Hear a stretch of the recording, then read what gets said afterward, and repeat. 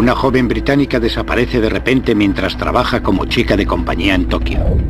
Cualquiera que conociera a Lucy sabe que no era típico de ella. Era el tipo de chica que mantenía un estrecho contacto con su familia.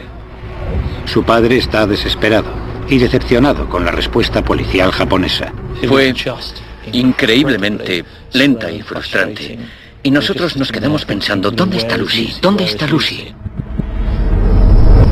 Pero la determinación de su familia para exigir justicia transformó el caso de una desaparición local en una historia internacional. Haremos todo lo que podamos. Estamos trabajando con las autoridades japonesas. Haciendo estallar la mayor persecución criminal de la historia de Japón, la investigación destapa las fantasías terribles y mortíferas de un seductor millonario. De hecho, se trata de una persona muy peligrosa, sexualmente muy peligrosa. Así es como el hombre conocido como la bestia con cara humana fue llevado finalmente ante la justicia.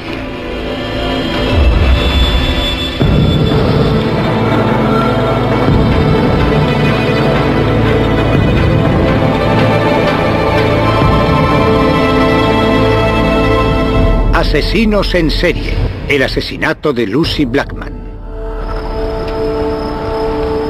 Tokio es una de las capitales del mundo más dinámica y moderna.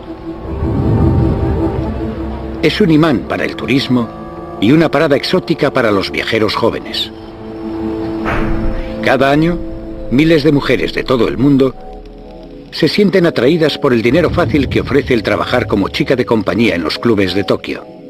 Richard Lloyd Parry es un periodista que trabaja en Tokio y que cubrió el caso desde el principio.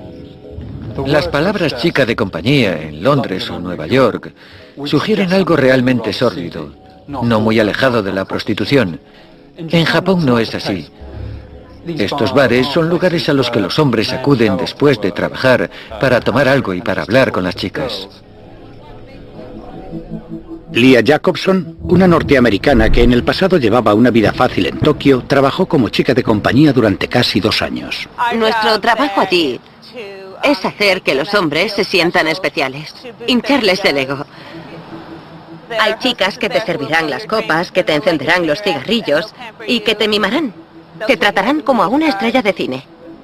Pero para muchos hombres japoneses hay una característica específica que es más valiosa que la conversación o la compañía de una joven. Hay muchos hombres que tienen un fetiche particular por las chicas de pelo rubio y ojos azules, y hay clubes que ofrecen ese fetiche en particular. El 4 de mayo de 2000, Lucy Blackman, una auxiliar de vuelo de 21 años de edad, llega a Tokio con su amiga Louise Phillips. Llegan para hacer algún dinero y, lo más importante, para experimentar la vibrante vida cultural de Japón. El padre de Lucy, Tim, recuerda la decisión de su hija de irse al lejano oriente. Ella había estado trabajando como auxiliar de vuelo en British Airways con su amiga Louise y ambas decidieron que iban a hacer ese viaje excitante.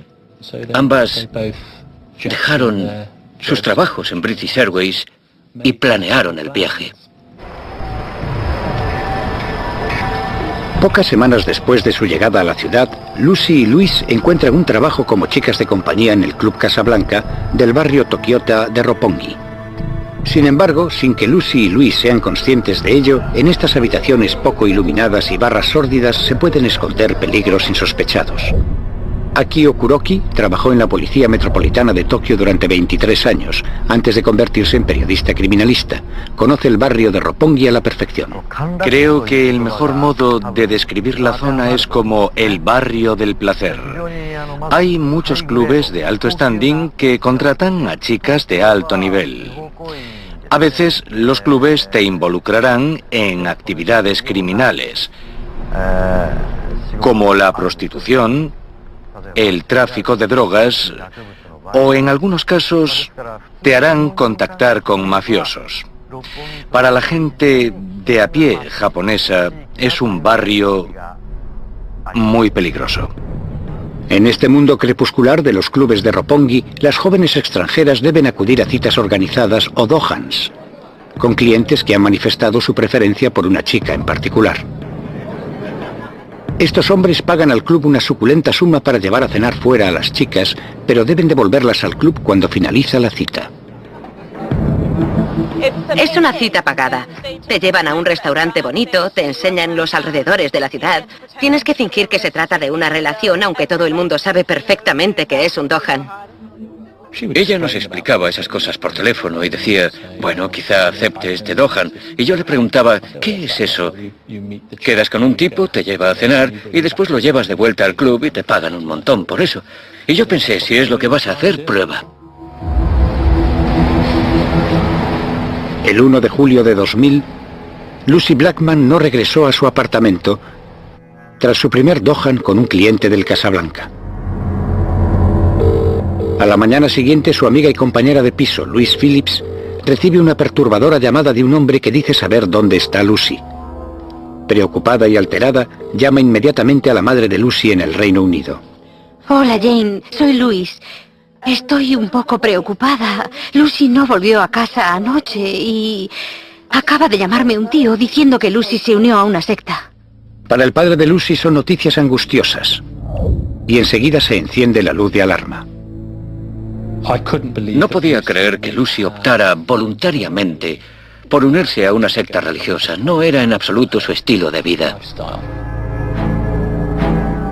La familia está desesperada por conocer cualquier detalle relacionado con la desaparición de Lucy, pero la diferencia horaria está dificultando el intercambio de información. Menos de 24 horas después de la desaparición de su hermana, Sophie Blackman emprende una acción decisiva. Sophie dijo, voy a coger un avión e ir allí. Yo dije, yo puedo hacer mucho más desde aquí, llamando por teléfono durante 3 o 4 días a tanta gente como pueda e intentando averiguar algo. Cada hora que pasa, el temor por la seguridad de Lucy aumenta. Ahora en Tokio, su hermana Sophie está en contacto con la embajada británica y con la policía metropolitana de Tokio. Sin embargo, tras 2 días en la ciudad, está desconcertada por la respuesta ante la desaparición de su hermana. Descorazonada y frustrada, llama a su padre en el Reino Unido. Sophie me llamó diciendo que no estaba llegando a ninguna parte. No estaban interesados en Lucy porque se trataba de una extranjera. Solo soy una chica, y aquí hay una especie de manía en contra de las mujeres. Las mujeres son consideradas ciudadanos de segunda clase, y hasta ahora ni siquiera han registrado la desaparición de Lucy. Tim se da cuenta de que tiene que actuar inmediatamente. Sin tener ninguna pista sobre dónde empezar a buscar a su hija Lucy, se sube al siguiente avión a Tokio.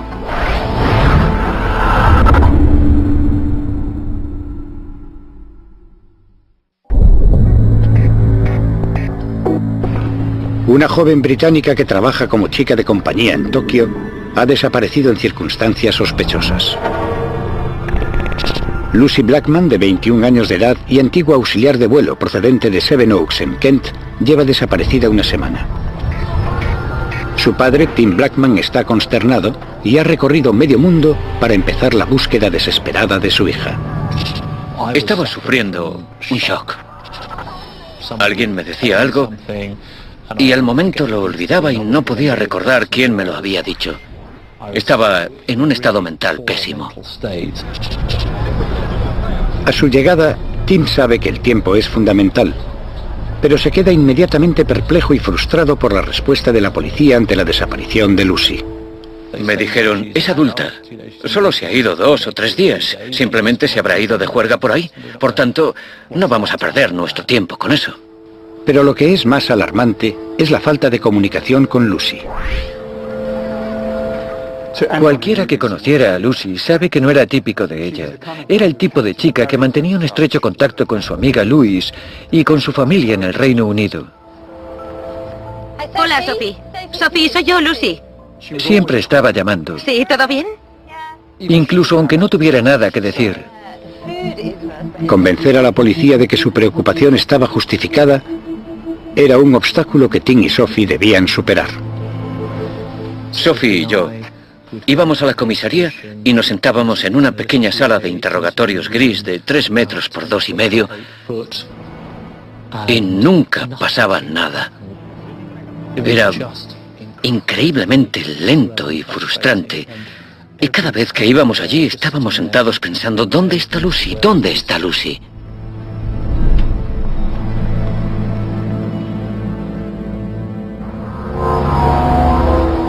Doce días después de la desaparición de Lucy y dada la poca ayuda ofrecida por la policía de Tokio, Tim decide poner en marcha su propia investigación.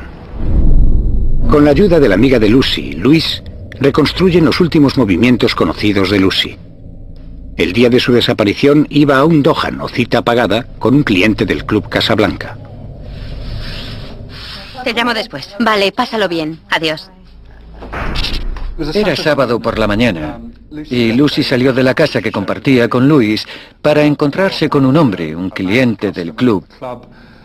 Era una cita y él le iba a dar un teléfono móvil, lo que era muy valioso porque ella no tenía. Alrededor de las 5, Lucy llamó a su compañera de piso, Louise, en Tokio. ¿Diga? Hey, Lu, soy yo. Oh, hola, Luz. ¿Todo bien? Sí, ¿y tú? Todo bien, genial. Tengo que contártelo, es genial. Me va a comprar un móvil. Llamó unas horas más tarde y sonaba enérgica, diciéndole que el hombre le había dado una botella de champán que iba a compartir con Louis. A las 7, Louis recibió otra llamada. Hola, ahora estoy en su casa. Muy bien. ¿A qué hora vuelves? ¿Qué hora es? Son las 7. Saldré en una media hora. Muy bien, vale. Vale, adiós. Gracias.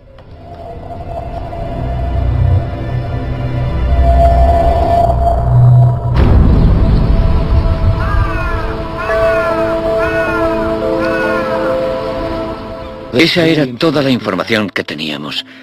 Que Lucy se había ido de viaje a la costa con alguien por la tarde y que por la noche no había regresado. Sabíamos que era serio porque ella siempre habría querido regresar. Había hecho planes con Luis para aquella noche, los cuales no cumplió y eso no era típico de Lucy. Tim acude una vez más a la policía de Tokio. Sabe que el rastro del teléfono que usó para llamar a Louis podría llevarlos directamente a Lucy. La Policía Metropolitana de Tokio nos dijo bastante categóricamente que iba en contra de las leyes japonesas investigar conversaciones telefónicas porque iba en contra de las leyes de privacidad. La familia está tremendamente frustrada.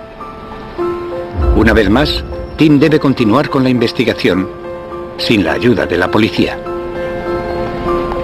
Decide alertar a los medios para aumentar la repercusión pública del caso. Organiza una rueda de prensa. La posibilidad de que se haya interesado de repente en una secta religiosa el sábado por la tarde es muy improbable. Kentaro Katayama es un periodista de Tokio y un presentador de la televisión que sigue el caso. La familia fue de gran utilidad durante el caso, ya que salieron por la televisión y se les veía todos los días en la calle dando panfletos y pidiendo información. El uso de Tim de los medios mereció la pena. El caso se ha ganado el interés público. Pero a pesar del aumento de la visibilidad del caso, la investigación continúa siendo lenta e infructífera. Sin desanimarse por la indiferencia de la policía, Tim encontró una oportunidad para dar más visibilidad a la búsqueda desesperada de su hija desaparecida. Cuando supimos que Tony Blair venía a Japón, nos reunimos con él y nos grabaron. Además habló con el primer ministro japonés sobre el caso. Por tanto, en ese momento conseguimos el cenit de cobertura e importancia. Haremos todo lo que podamos. Estamos trabajando con las autoridades japonesas. La policía estaba bajo mucha presión, debido principalmente a los esfuerzos de Tim Blackman y el modo en que consiguió someter al gobierno japonés a la presión política. La enorme cobertura de los medios y la intervención del primer ministro británico transformaron la investigación en uno de los mayores casos de personas desaparecidas de la historia japonesa. Aún así, no consiguen información nueva. Los empresarios japoneses que dirigen estos bares y clubes no quieren verse involucrados con la policía. Y había un montón de antiguas chicas del último lugar al que irían si tenían algún tipo de información sería a la policía. Si acudes a la policía, lo primero que hacen cuando llegas a la comisaría es pedirte los papeles. Te piden la tarjeta de extranjero. Por tanto, tendrían miedo de ser deportadas. Tim se da cuenta de que si quiere seguir el rastro de Lucy debe emplear nuevas técnicas. Abriendo una línea telefónica, esperábamos conseguir una información que de otro modo sería imposible obtener. Recibieron más de 100 llamadas casi inmediatamente. Varias de las llamadas son de las chicas que trabajaban como chicas de compañía en los clubes de Roppongi. Tuvimos varias llamadas y me encontré a mí mismo hablando con chicas que me contaban las experiencias que habían tenido cuando habían salido con un tipo con un coche muy potente que las había llevado a la costa y que después habían ido a un apartamento donde habían cenado o bebido un vino muy especial.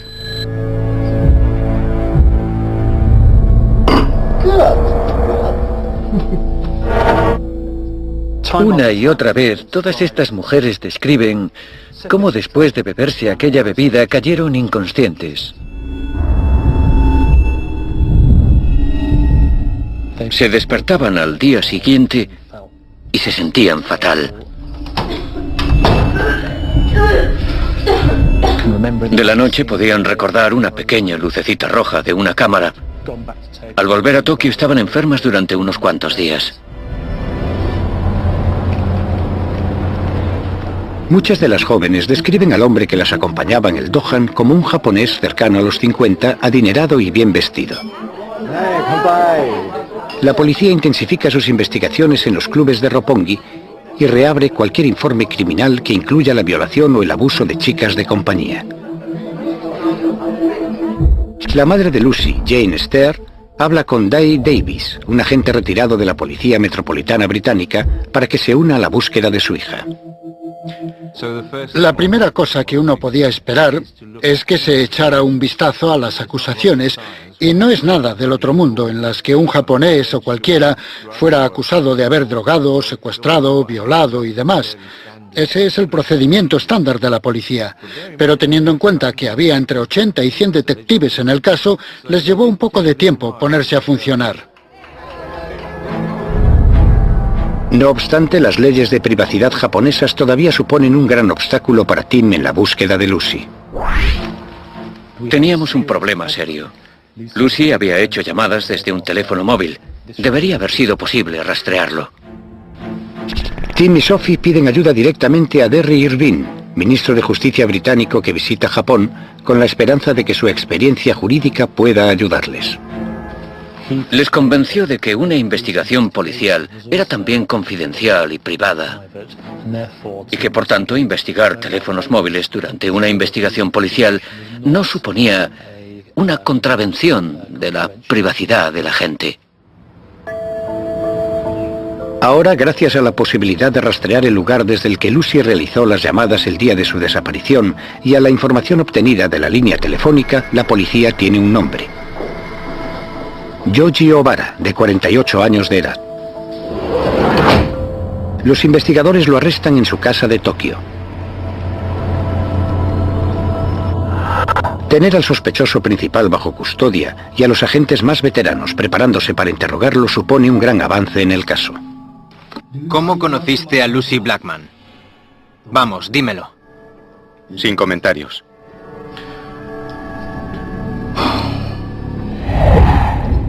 No obstante, para el profesor de Derecho y fiscal retirado, el doctor Takeshi Tsuchimoto, la negación de Obara puede perjudicar al caso. Tenemos un índice de condenas de más del 99%. Lo crean o no. Esto se debe a que en Japón los jueces suelen decidir si el acusado es culpable o inocente en función de las pruebas aportadas durante la confesión del reo a la policía. Mientras los interrogadores lo presionan para obtener la crucial confesión, el resto de agentes del equipo empiezan a registrar las propiedades de Obara en busca de pistas que les conduzcan al paradero de Lucy Blackman. La policía inspeccionó varias de sus propiedades en todo Japón y encontraron cantidades enormes de material. Entre una pequeña farmacia de medicamentos, la policía identificó varios botes de cloroformo que podría haber sido usado para dejar a una persona inconsciente. Se descubrieron entre 4.000 y 5.000 vídeos que fueron confiscados por la policía para su análisis. Después los investigadores encontraron un rollo sin revelar. Una vez que lo procesaron, descubrieron que contenía varias fotos de Lucy Blackman en el apartamento de Obara y en la playa. ¡Muy bien! Obara no tiene otra alternativa que admitir que había conocido a Lucy Blackman. ¿Estuviste con Lucy Blackman el día que desapareció? Sí. Eso no lo estoy negando. Admitió que se había reunido con Lucy en el club y que la había invitado a salir. Fueron a su casa de la costa y le sacó fotos a la orilla del mar. Admito que cenamos y que bebimos algunas copas. Él no negaba haber estado con ella en el apartamento, pero negaba haber tenido algo que ver con su desaparición. La dejé en la estación de tren y se marchó. ¿Cuándo se marchó, señor Obara? ¡Díganos a dónde iba! Mientras Yoji Obara permanecía en silencio, la policía investigó su pasado. Obara es un empresario millonario y seductor. Además de proceder de una familia adinerada que hizo fortuna gracias a las salas de juego, él amasó una fortuna personal gracias a la promoción inmobiliaria. Desde fuera, parece un magnate extravagante con una flota de coches de lujo. Pero aparte de eso, no se sabe mucho más. El carácter y la personalidad de Yoji Obara son en gran medida un misterio. Hay muy pocas fotos, casi ninguna, de él después del colegio, después de la infancia. Con Obara manteniéndose perseverante y callado en los interrogatorios, los investigadores continúan la inspección de sus posesiones para encontrar más pruebas en su contra. Encontraron muchos cuadernos en los que registraba sus encuentros con mujeres que iban desde la actualidad hasta su juventud. Había algunos nombres allí. No siempre podían identificar a las personas involucradas, pero en algunos casos pudieron. En un diario inquietante, Obara había garabateado: demasiado cloroformo.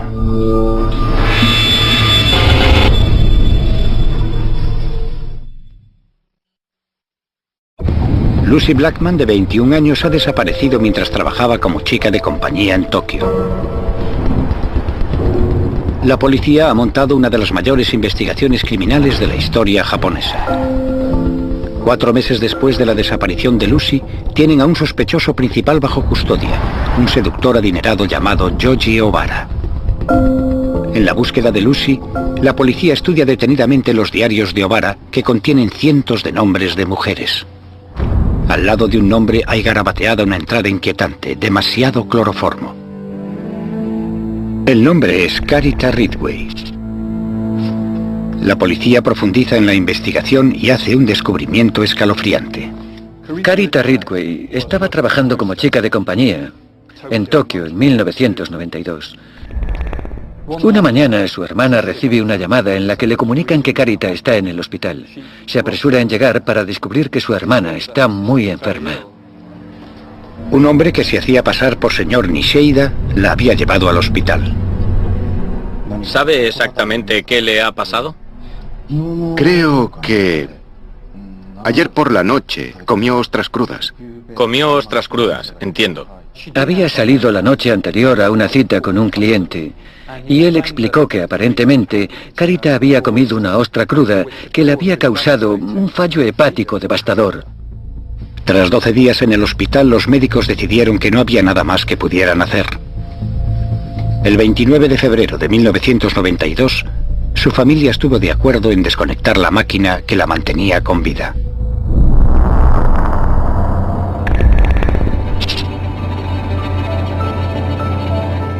La policía en aquel momento no investigó el caso. Más tarde, 8 años después, en el año 2000, y 3 meses después de la desaparición de Lucy, el caso Blackman aparece en la portada de los periódicos australianos.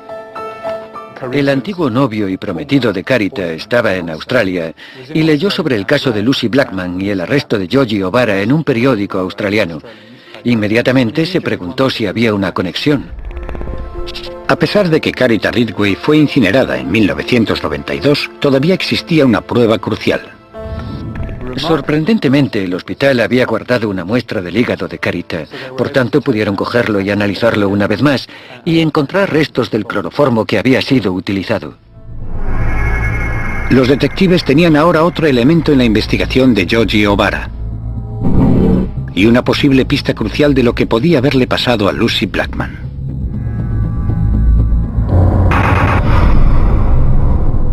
La policía vuelve a la vasta colección de vídeos en busca de pruebas y hace un descubrimiento espantoso.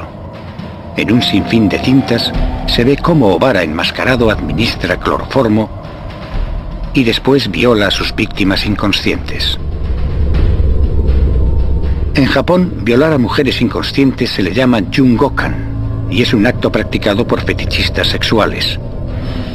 En una de las cintas de O'Bara salen a la luz las causas de la trágica muerte de Carita Ridgway. Finalmente, la policía japonesa encontró un vídeo en el que Yogi O'Bara viola a Carita Ridgway y pudieron demostrar que la causa de la muerte no fue una ostra en mal estado, sino las drogas que O'Bara le suministraba para dejarla inconsciente y poder violarla. La policía sabe que se enfrenta a un violador y asesino en serie. Acusan a O'Bara de la violación y asesinato de Carita Ridgway y de la violación de otras 8 mujeres. Las noticias llegan a la familia Blackman. Estaba leyendo aquello al igual que lo hacía todo el mundo y pensaba, vaya, este tío es realmente raro.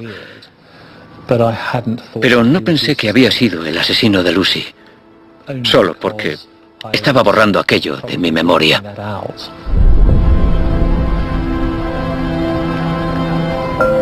Tim regresa al Reino Unido tras la decisión de abandonar Tokio en septiembre de 2000. Además de haber recibido donaciones anónimas, ha gastado decenas de miles de libras buscando a su hija. Está deprimido y exhausto. Las pruebas que sugieren que es posible que Lucy nunca hubiera abandonado el apartamento de O'Bara presentan un panorama desolador. En el disco duro de su ordenador encontraron búsquedas que había realizado, cosas como ácido sulfúrico e información sobre cómo deshacerse de un cadáver. Los investigadores repasan los movimientos de O'Bara en la época en la que Lucy desapareció. Hola. Hola. La persona con la que estoy, una mujer, ha tenido una sobredosis. ¿Qué hago? El rastreo de las llamadas de la casa de O'Bara desvela que el 2 de julio realizó varias llamadas a hospitales de la zona, pidiendo consejos sobre qué hacer con una víctima de sobredosis. Sí, intentaré eso.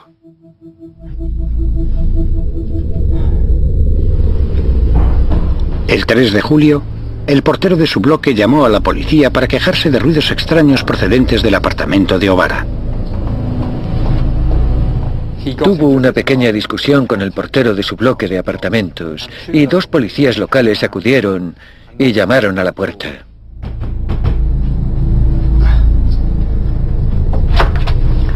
¿Podemos hablar con usted? No, váyanse.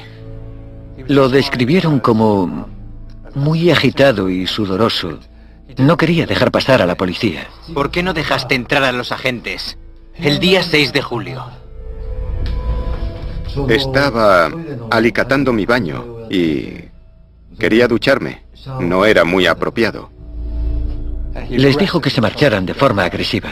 Váyanse, o llamaré a mi abogado.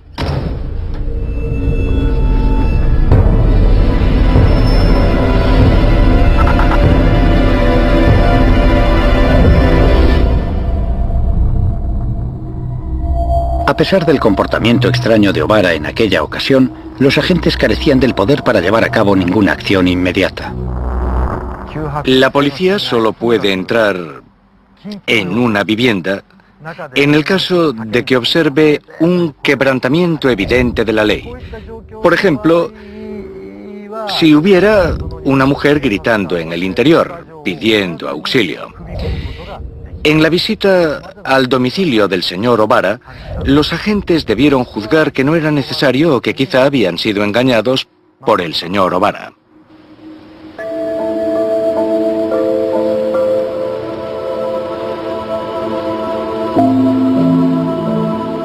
Han pasado 7 meses desde la desaparición de Lucy.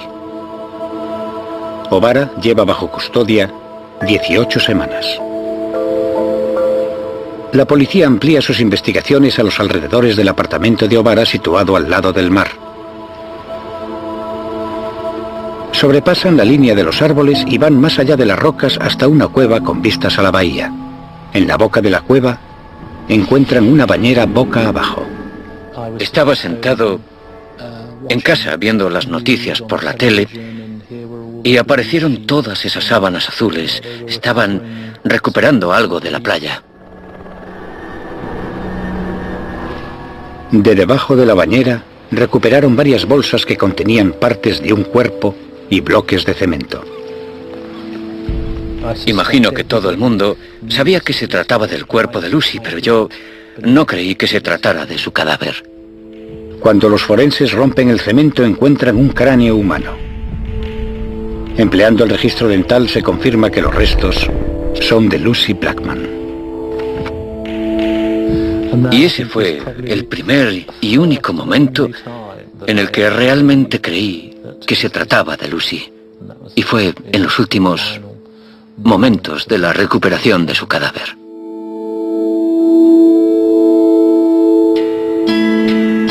La larga búsqueda de Lucy Blackman ha llegado a un final desgarrador. La lucha para llevar a su asesino ante la justicia está a punto de comenzar. Sin embargo, Yoji O'Bara niega todos los cargos de los que se le acusa. Muy bien. ¿Y qué pasa con esto? El 7 de julio, descuartizaste el cadáver de Lucy en el baño y lo enterraste en la cueva. No voy a hacer ningún comentario. Al no obtener una confesión, el trabajo recae en el equipo forense que debe empezar a reunir pruebas de los restos de Lucy. Una prueba está clara, la herramienta para desmembrar el cadáver de Lucy. El patólogo forense, el doctor Masahiko Ueno, lo explica.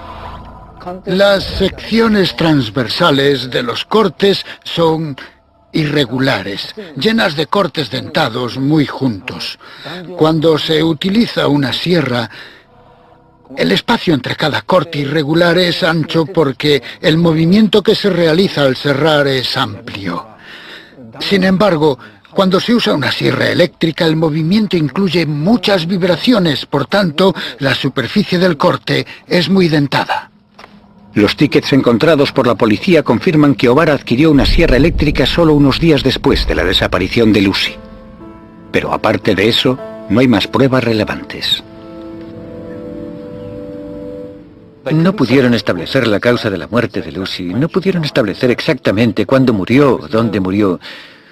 No había una pistola humeante, no había pruebas de ADN, por ejemplo, pelo o semen de O'Bara en los restos de Lucy.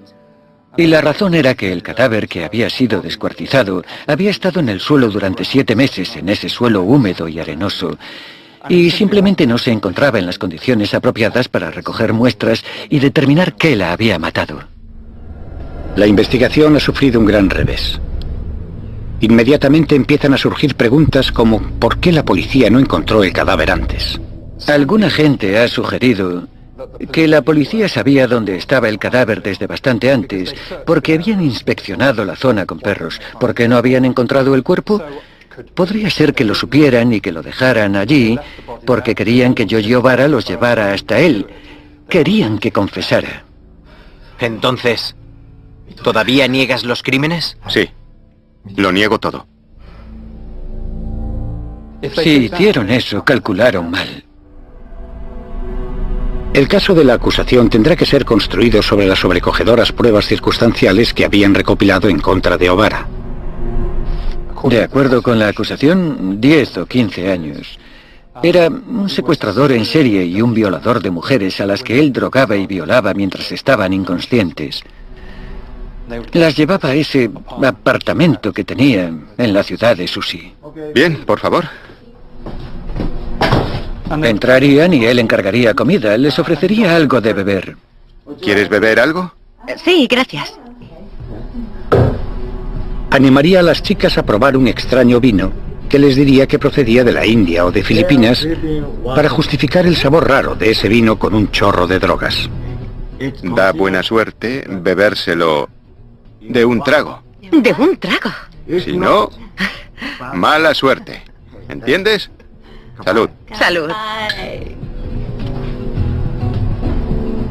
La acusación alegó que O'Bara había dejado a Lucy inconsciente de ese modo la noche del 2 de julio de 2001.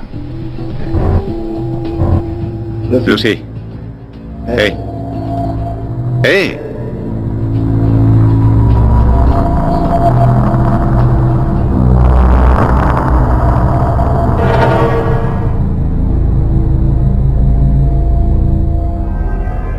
Yogi O'Bara es acusado del secuestro, de la violación que la condujo a la muerte y de la ocultación del cadáver de Lucy Blackman. Además, se enfrentará a otros 8 cargos por violación y al asesinato de Carita Ridgway. El 3 de julio de 2001, en el juzgado, O'Bara se declara inocente de todos los cargos. Se fija el juicio para noviembre de 2003. Tim y su familia tendrán finalmente el anhelado juicio. Pero durante el mismo, Tim se ve envuelto en una controversia que pone a la opinión pública en su contra y divide a su familia.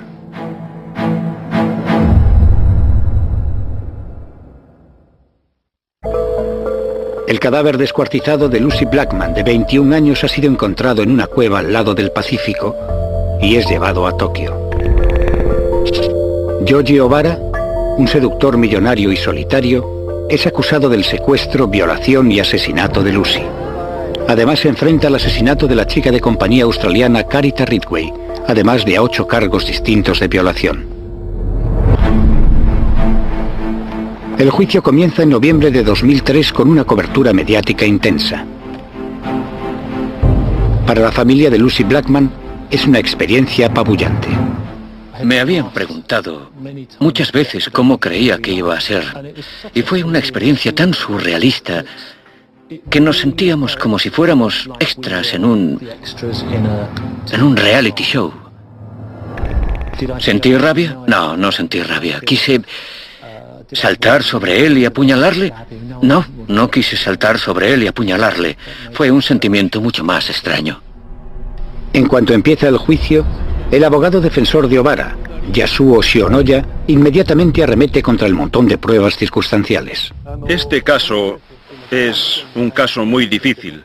Hay enormes diferencias entre la acusación y la defensa. Por ejemplo, no sabemos la causa de la muerte de Lucy Blackman. Resumiendo, hay muchas cosas que no sabemos y hay muchas áreas en las que no podemos esclarecer los hechos. La defensa sostenía que no podían probar eso. No hay pruebas de que nuestro cliente, como ustedes afirman, violara, asesinara y descuartizara a esa mujer. Todas eran pruebas circunstanciales. Los abogados defensores hicieron todo lo que pudieron para exponer explicaciones alternativas para todas aquellas pequeñas pruebas circunstanciales. Para los Blackman, el juicio es increíblemente doloroso, ya que los jueces escuchan las pruebas durante una corta sesión al mes. Los progresos son agonizantemente lentos. Nos habían advertido muchas veces de que el juicio iba a ser prolongado y que iba a llevarse a cabo durante un dilatado espacio de tiempo. No había imaginado que se trataría de tantísimo tiempo.